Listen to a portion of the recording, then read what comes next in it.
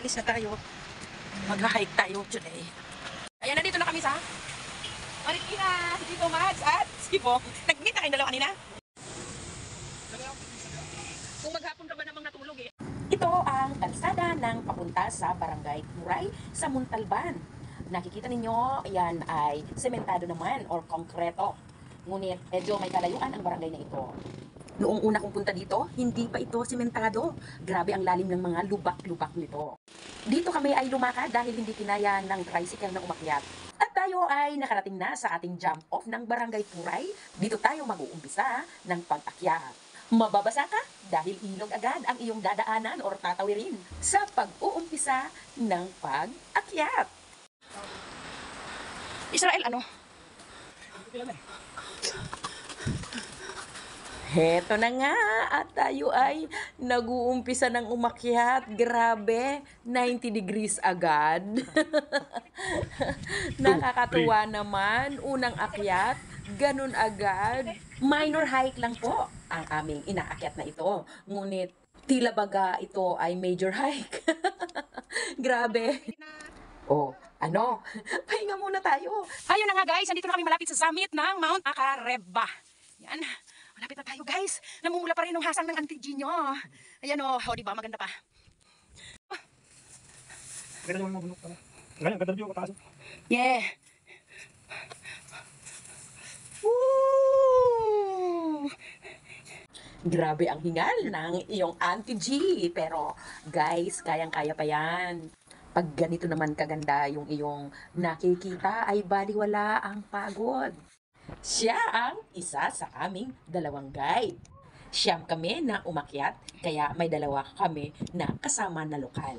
Which is okay lang yon guys, kung kayo ay aakyat, make sure na kumuha kayo ng guide dahil ito ay tulong na natin sa mga taga roon. Huwag na nating panghinayangan kung magkano man yung ating ibabayad sa kanila.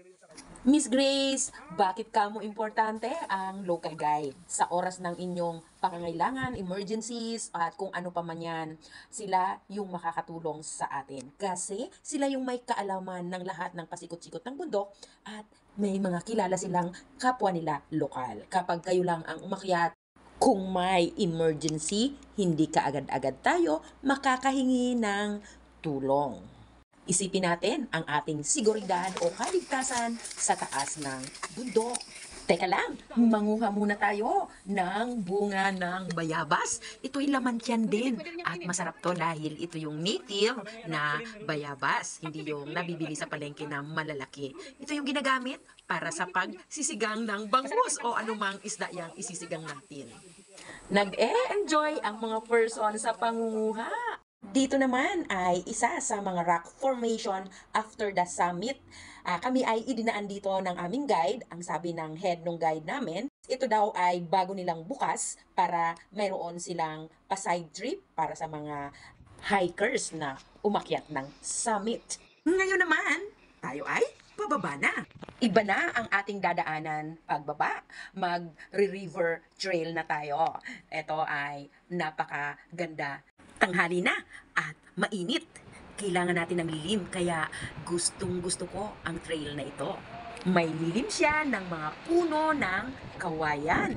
Pero ingat lang kasi may mga madudulas na bahagi ng bato na maaari kang madulas o matumba.